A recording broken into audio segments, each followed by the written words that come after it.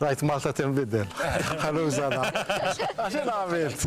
Għaxin għamilt? Naħseb għari. 21 sena pento straight. Mela, mela. Kolla. Innajt għamilt ħafna bitlet.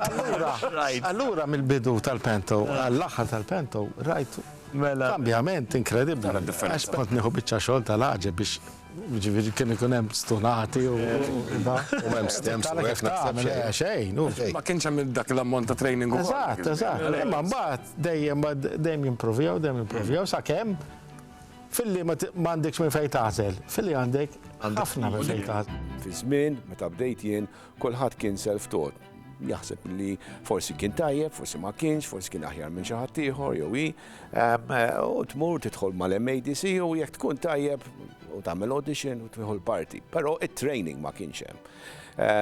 Il-ġurnata tal-lum ħafna miż-żgħar qed jagħmlu ħafna training kemm hawnhekk u kemm barra minn Malta. Allura il-livell u l-kwalità tal-atturi hija kbira, hija żdiedet ħafna. Kull musical illi jiġu jaraw in-nies wara jiġu jgħiduli dan l-istess standards tal-West End u xi kultant jgħiduli li ħadu pjaċir iktar. Jiena bdejt ta' 10 snin fanni, mort nistudja kelli 19 sena meta mort l-Ingilterra u mbagħad ġejt lura isu 10 snin ilu. Kull darba li domt barra għamilt il-kors kien 3 snin, u mbagħad għamilt isu 3 snin oħra naħdem hemmhekk. Bħala livell qabża fenomenali naħseb minn meta kont tifla ħanejdu hekk. U anke opportunitajiet. Ġib 3 months work permit biex naħdem ġo catering. U sa dan it-tant iġġonjajt żewġ amateur operatic societies l-Ingilterra. U ġennint, I suddenly found what I really wanted to do. Kont nieħu ħafna semmu tal-int ħafna mill-amateur operatics. Irnexxieli nidħol fuq full-time course ta' sfin, hemmhekk. In your 3rd year, you have your showcase where you prepare, they give you maybe 10 to 20 seconds of a song and you showcase these numbers to a theatre in the West End, which would be your school showcase to hundreds of agents. They're all there. You have your headshots on tables. Your 3 years lead up to this moment. You know, you need to get a good agent because if you don't have a good agent, I feel, it's going to be so much harder. So you need to show yourself off in the best possible way, I need to be manly, but I need to be also this, I need to be versatile. You go back, you see how many, if your pile went from this to this. Some people, their pile stays the same. They know no agents picked up their headshots. Some people, thank God I had quite a few gone down. So I was like, okay. Then you have to go mingle with these agents. Hey, do you like my performance? You obviously know who they are. And I was one of those students who had a board at home with casting directors' faces on this board. So if I go into a room, I'll know that's the casting director. I had agents' faces on this board. Serial killer vibes. Then you go into school the next day. Yeah, I have 8 meetings. I have 7 meetings. Someone has no meetings, It's always very, you go to all the meetings and then it's business, They're also fighting to sign you. So then you have all these agents. You don't want to go with the massive agent because then you're up against, not Judi Dench. I mean, I had, with my agent, you have some massive people and you don't want to get lost in that pool of people. So then you can also go for the smaller agent who will fight for you much more. So that's the whole agent thing. You can, smaller agent, bigger agent, it's a gamble. And then I started auditioning. And then the reality of it all hits you, and how hard it is and how resilient you have to be and how, even if you do a really good job in an audition, it doesn't mean anything. You might not get the job. In fact, most of the time, you're not going to get the job. You've got to look good. Have a nice physique, hold yourself, and then obviously it goes up more onto then your technique and confidence. Because if you're not confident and you can't give them that presentation and that nice smile or what, there's a lot of aspects when you're going for auditions. This is my worst, the audition process. I want to say I was good, but I was so bad. Anxiety, dance, there's not a single time I think I would ever remember a song or ever smash a dance routine from beginning to end. They can see that you're good, you can do it. If I mess up a song, I'll be like, skidib-dap-doo-da-doo-doo, shabab, shabab. But throughout, I'll sing it obviously in tune and all, but there'll be some parts where I'll like mess it up, but then they can see that I'm, you know, like confidently scatting and making up words. Kien hemm audition ta' Vita Principal Dancer ġo Londra, Malti. I was on my own, jiġifieri, bl-aċċent. Iddeċidejt u għamilt il-koraġġ biex immur. They wanted one dancer, principal dancer. Even if it got to like dance, I will blank out, but I will do a backflip, you know? Basically, kicks, turns, leaps. Those are your main things of how good your flexibility is, how good your turns are, if you can do your shenny turns from the corner. And this poor one girl did one and she just went flat on her face. I mean, you have to get up and start again, but it wasn't the ideal thing. Your leaps, you know, nice, strong leaps. Jiena sal-lum il-ġurnata dejjem jiġifieri għandi ħafna eċitament għall-audition stage. Imma naf li irrid nkun preparata ħafna songs, monologues, kollox li trid irrid ikun lest so, trid tkun off book as much as possible. Għax jiena ovvjament irrid nagħti l-aħjar audition li nista'. Fil-auditions li nkunu qed infittxu xi ħadd li l-parti issir dik il-parti, jiġifieri jekk għandu rwol issir dik il-persuna meta jkun fuq il-palk. Kemm meta ikkanta u kemm meta qed jirreċta. Ħaġa interessanti ħafna fuq il-musicals, meta inti qed tmur mill-reċtar għal ġo kanzunetta u qed tkanta, trid tkun seamless il-tranzizzjoni. Jiġifieri bej inti qed tirreċta u f'daqqa waħda qed tkanta l-istorja, l-ewwel tirreċta mbagħad qed tkanta, it-tranzizzjoni trid tkun vera li n-nies laqas jindunaw li bdejt tkanta. So when you have an agent audition, then you're like, you know, you have the creme de la creme of London, like, you know, the competition is tough. They asked to see you, you know, the panel of Hamilton has asked to see you, and they've picked you just by your face. By your face, they can obviously see your credits, they can see how tall you are, and they obviously know you're with this agent. So that's why they've picked you. Mort. And cut a long story short, I was recalled several times, and lo and behold, I got the job. You get recalled and recalled and cut and recalled. You can have 8 rounds, and then at the very end, they'll just be like, One of the hardest things għalija ir-rejection. It just wasn't right this time, or something, you know, you missed out 8 days of your actual work, you know? You're probably on the line of getting fired at your gym job. Like, just wasn't right this time. Like, okay, what should I do next time? Like me. It never gets easier, jiġifieri, imma li tista' tagħmel, you learn how to live with it and deal with it. Coping strategies, ovvjament. First show I ever did in the UK was West Side Story, which I did when I was in my 3rd year at Bodywork. So that was before I went to the Royal Academy. That was a turning point for me. I started believing in myself more, and fil-fatt stayed għad ġewwa il-musical ta' Vita 3 snin u nofs. So Ram, I ended up going on a ship for 4.5 months, which was a really cool experience, got to see a lot of the world. We obviously do all those auditions, and then you're just left waiting for around 2 weeks. You have your friends who've also auditioned, so you're messaging them every day. Heard anything? No. Heard anything? No. Actually then fell into the actor-musician circle. You know, musical, you've got someone who acts, sings and dances, and you usually have an orchestra, but in an actor-musician production, there's no orchestra because everyone on stage is also a musician, which is crazy. Also, you bug your agent. You're like, have you heard anything? And then, anyway, your agent calls you and they're like, okay. They act like they're about to give you like, congratulations, it's happening. And you're like, okay. Bat lassir tkun taf li għandek xi role fil-musical, mbagħad ovvjament ħafna ferħ, ħafna aġitament, imma mbagħad il-process ta' rehearsals mbagħad tibda. You'll know the start date whilst you're auditioning, but then you just have to like drop everything and you're in. Il-casting jgħin illi inti ovvjament you're well cast, illi inti mażul għatta postax, you know, għal xejjien imur nipprova għal parti ta' xi ħadd beyond u twil ħafna għax.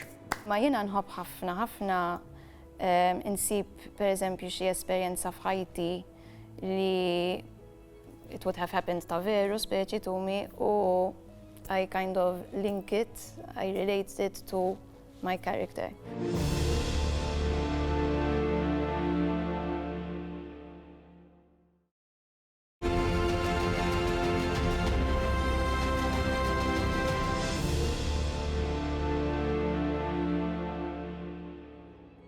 I auditioned for some actor musician productions because I played the piano and a little bit of guitar, and ended up getting one in which I just had to play the piano. But then I met someone who was like, "Oh, what else do you play?" I was like, "Well, I play a bit of guitar." She was like, "Oh, you should learn something else as well." I was like, "Okay." So I bought a saxophone, as you do, because she wanted singing lessons. So, and then when we finished the job, we bartered, and I gave her a singing lesson once a week, and she gave me a saxophone lesson once a week. 3 months after that, I ended up getting a job in which I also had to play the saxophone, which was terrifying because I literally had only been playing it for 3 months. I got another offer by impressed directors, producers. They saw me in Evita. U hekk għajt sejjer jiena, ġifieri qatt m'għamilt audition li kienet diffiċli. Kont nidħol minn musical għal ieħor ġew l-West End, għax meta tidħol fil-kaxxa tal-West End and you do well, you will get asked to do something else. Matul issu rehearsal process ħieħ, ovvjament inti you're forming part of a cast. It's not just about you, hemm team ukoll madwarek issiru kważi iskom familja, bond dejjem hekk vera sabiħ ħafna. After that, I did the musical On Your Feet, which was the Gloria Estefan musical, which was in the West End. That was my first West End credit, which was a real dream come true. And to be doing a show about an immigrant who moves to another country to pursue their dreams felt really special. Production week. So week l-aħħar ġimgħa ta' qabel il-production li ħadd tagħmel, jiġifieri ir-rehearsals ikunu naqra iktar intens. L-emeżi li għaddej sa iktar minn 30 sena, meta jkollok cast change inti jkollok il-cast il-ġdid qed jagħmlu l-provi filgħodu. Min ikun se jibqa' jkun qed jagħmel il-provi filgħodu u mbagħad ix-show fil-għaxija, jiġifieri daw ikollhom ġranet vera twal. U mbagħad ikollok production week fej f'dik il-ġimgħa il-cast il-ġdid ikunu qed jagħmlu l-provi biex jidraw il-palk bil-kostumi, bil-make-up, bil-bidliet kollha li jkollhom. Production week dejjem nixtieq speċi li mbagħad il-muscle memory tiegħi it kind of takes over ħalli nista' ngħid l-istorja lill-udjenza naqra iktar, mhux just speċi qed nifoka fuq it-teknika biss. Inħobb li mbagħad it-teknika speċi it takes over u jiena nista' nagħti performance kemm jista' jkun l-aħjar tiegħi. Kien hemm Marius l-understudy tiegħu kien wieħed Anthony, vera bniedem mill-aħjar. Jiena kolli dari lej l-udjenza u itini daqqa ta' pon, imma ovvjament id-daqqa ta' pon tgħaddi minn quddiem wiċċi, imma jien nirreaġixxi qisu datani daqqa ta' pon u naqa' mal-art. U mbagħad noħroġ sikkina u nkomplu niġġieldu. U da Anthony kienet l-ewwel darba tiegħu bil-kostum u bid-dwal u da allura dejjem isek tkun daqsxejn ferfex. U da tani straight illi jiena ftaħt għajnejja u kont qiegħed mal-art illi he knocked me out. Da qegħdin f'nofs ġlieda f'nofs xena. Allura da qiegħed fuqi u speċi għaddej, "Come on, fight me!" So qed jipprova b'saqgħa speċi. Mbagħad jiena qomt u speċi hekk ħriġt mill-palk u kelli ħalqi mimli dem u kien faqali xofti. Naħseb dak kien l-iktar production week interessanti għax ovvjament spiċċajt l-isptar bil-punti. U mbagħad ovvjament għandek ix-shows u I mean, it's a very magical feeling. Mbagħad wara x-shows ukoll in-nies jgħidulek speċi il-feedback tagħhom, sometimes obviously jkun tajjeb u l-ħażin, ġifieri. The most recent performing job I did was Cabaret, which was the revival in the West End with Eddie Redmayne and Jessie Buckley, which was also a bit like Il-fatt li jina stajt nitla fuq dak il-palk u nkanta l-mużika ta' Le Miserabla li kien unur u għadu unur u bqajt sal-aħħar ġurnata jiġifieri wara sena sħiħa li ma kontx imdejja jew bored. Mbagħad ovvjament wara shows when it's all over kollok il-blues. Dejjem tagħmel speċi 1-2 days hekk. All right, speċi għajjena ħafna u xi kultant kuntenta wkoll għax anki għal ġismek tkun trid naqra ta' break ukoll u moħħok ukoll. Imma I get the blues, ġifieri post show. Li hemm sabiħ dwar li tkun qed taħdem fil-teatru full time huwa li inti tista' vera tiddedika kollox għal din l-arti u għal dan ix-xogħol. Naħdem full time fit-teatru għamilt isu 5 snin u mbagħad kont iddeċidejt illi actually nimmissja il-ħajja f'Malta u nimmissja l-familja u xtaqt bidla wkoll. Kulħadd jikber u kulħadd iħoss il-bżonn kważi kulħadd iħoss il-bżonn li jkollu daqsxejn li jissettil ftit fil-ħajja sa jew jekk jiżżewwiġ jew jekk ikollux tfal jew jekk irid jixtri dar. U d-dinja tal-palk mhix ideali illi inti tkun settil dax anke pereżempju inti dejjem qed tfittex xogħol ġdid għax inti l-kontratti huma qosra. Jiena naħdem xogħol full time. Dejjem għandek qatt ma persuna waħda biss. M'għandek affarijiet differenti, ma' nies differenti nsiba. Immaġina rutina, xogħol ta' rutina. Eżatt. Ġifieri ma nistax immaġina jien mur iddoq fi musical u tagħmel 5 snin iddoq l-istess ħaġa. Qed breakdown fis-sens. L-aħwa xi ġmiel it-teatru barra tista' tagħmlu full time, però hemm ċerti aspetti tal-ħajja bħala attur fejn inti qed tagħmlu full time illi inaqsu ħafna mill-gost u mill-ġojja li għandna Malta. Għalkemm aħna żventurati, fortunati wkoll. Għax inti tagħmel musical, tagħmel ġimagħtej, u xin tibda tiddejjaq minnu jispiċċa. Mbagħad tagħmel xi ħaġa oħra, jiġifieri dik sabiħa. U titgħallem tkun versatili, għax bil-forsi tkun versatili hawn Malta. L-unika ħaġa illi tinkwetani u tiddiżappuntani huwa li hawn Malta peress li aħna ma naħdmux fil-qasam full time, mhux kulħadd jaħdem full time, il-pagi li qed joffru lil kemm in-nies li qed jirreċtaw li qed jikantaw u n-nies fil-produzzjoni hija baxxa ħafna. I can't give you my 110% all the time where first of all we're working after work and I'm only getting so much back. Dat ngħidu ħin liberu tagħna biex nistinkaw biex naħdmu għal paga vera minima. At the end of the day it's art and you want to do it for the art and you want to be creative and you want to do your best. But then again, there's also so much you can do. Jiena kont avukat qabel, kont avukata u iddeċidejt li ħanati ħajti għall-arti. U ngħidlek li ma nagħmilx għall-flus, għax flus mhux ħanaqla minn dal-qasam. Din hija problema f'Malta illi l-kumpaniji kollha qed jaffaċċaw, l-atturi kollha qed jaffaċċaw u jekk m'għandniex unjoni li f'daqqa ħanajdu isma' aħna ma nistgħux nipproduċu musicals b'dan il-budget iżjed, ma nistgħux nitħallsu dan il-mod iżjed.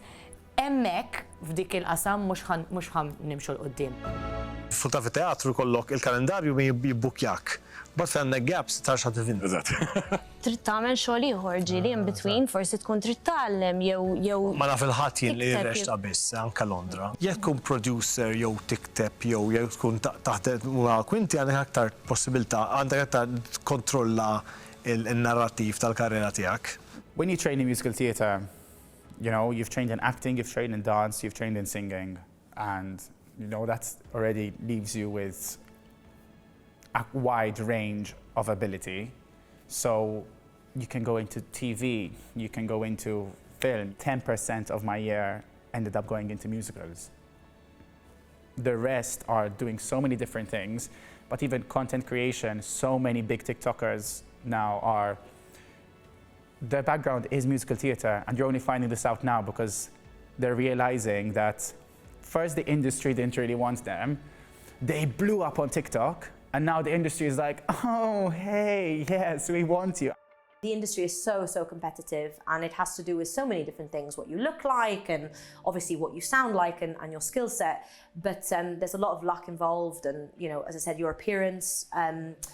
But also, yeah, I think the more skills you have to find people who can tap dance, sing and act, and also play 3 instruments or more, you know, there's less of you. And so in a very competitive industry, you sometimes get more opportunities, you know. Issa pers li għandi tfal tiegħi xi kultant ngħid ara daw għandhom passion għall-arti żgur. Imma do I want them speċi li jgħaddu minn ċerti esperjenzi li għaddejt minnhom jien. If you are passionate about it and you want to do it, all you have to do is work on yourself, try and improve everything you possibly can as much as you can, but also not beat yourself up about it. And that takes time and practice and determination. But genuinely, if you believe that you can do it and you work hard enough, you will improve. It's like if you go to the gym and work out, you're going to get stronger. So it's the same with the voice, it's the same with dance. Jekk speċi ma tistax taħseb f'ħaġa oħra, jekk inti kuljum filgħodu meta tqum ħadd taħseb fuq il-kant jew fuq ir-reċtar, x'tista' tagħmel? I know a lot of people who go abroad, train, which is crucial, and then, you know, start auditioning and start not to get anywhere. It's normal. Don't freak out. Don't panic. Just like trust that whatever's happening is meant to happen. Mhux ħanikdeb, speċi ħafna drabi qed daqshekk għamilt ħansib xogħol ieħor għax jew for example hemm xi rejection jew xi ħaġa, you know. And you can also create your own work. And I think a lot of amazing you know, productions have come out of people not getting a job. So like someone doesn't get into a West End show and they're feeling, and they start to create their own thing. And then that develops into something else, and that's amazing. They've forgotten about me, ma reach iktar, whatever it is, the reason, ġifi. Imma mbagħad isu wara ġurnata, wara jumej, nerġa' niġi f'tiegħi u ngħid le ma nistax ngħix mingħajr il-mużika, mingħajr il-kant, mingħajr il-palk. And if something doesn't make you happy anymore, it's okay to go, you know what?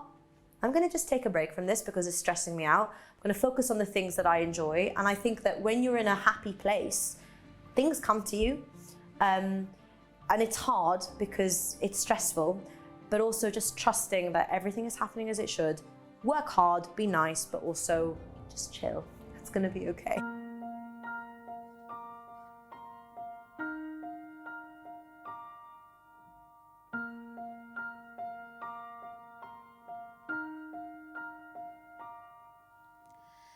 He's so unknown to me, unlike all other men. One moment he's so close and warm, and then he's far again. Maybe his inspiration takes him to a different world. Or could it be his love I don't deserve? I'm sick of broken hearts and all the shattered dreams. Another case of come and go, no more than what it seems. But he's the man I can't deny who sets my passion free. The strangest secret flame inside of me. The beauty in your face, an everlasting grace, my lady, my Madonna, dazzle me. Your charm I've never seen, a most majestic queen, my lady, my Madonna, won't you shine for me?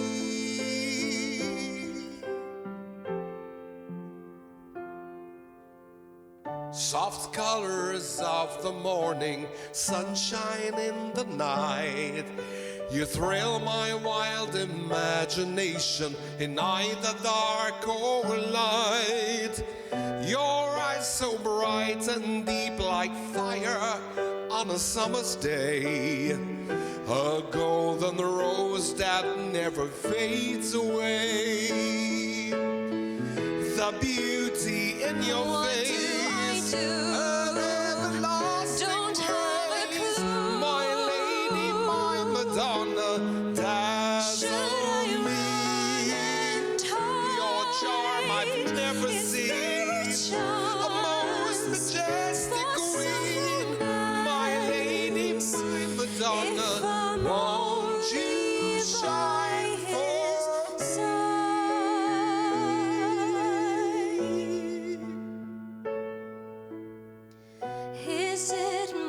what he's after. The question lies within. I can't be sure he wants a lover or just a mannequin. This kind of feeling I have never ever felt before. It's only